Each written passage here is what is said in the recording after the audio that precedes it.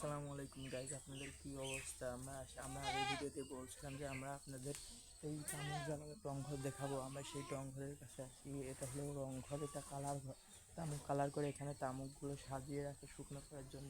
আসলে আমার সাথে আসুন, দেখুন এই জায়গাকে সর্বপ্রথম মাঠ থেকে তামুকটা তোলার পরে লাঠি থেকে এটা পেঁচিয়ে এই জায়গা শুকানো যেতে হয়।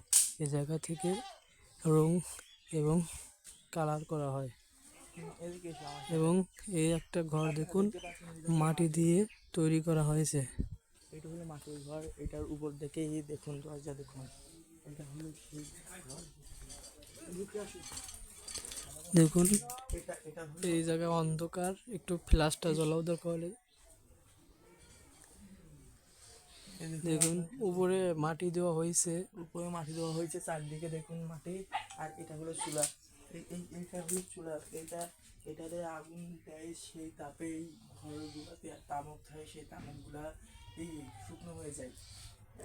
এখন এই জায়গাতে গর্ত করা হয়েছে, এখনো পাইপ দেওয়া হয় নাই। তো এই জায়গা পাইপ দেওয়ার পরে যে গর্ত করা হয়েছে দেখছেন, দেখতে পাচ্ছেন মাথা সমান গর্ত করা লাগছে।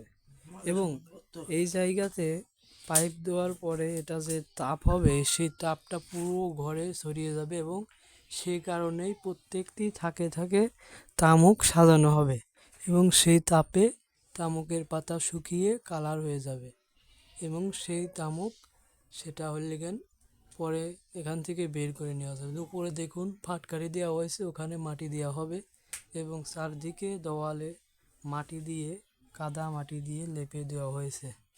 আপনারা দেখছেন আগের ভিডিওতে দেখাইছিলাম যে তামুক মাঠে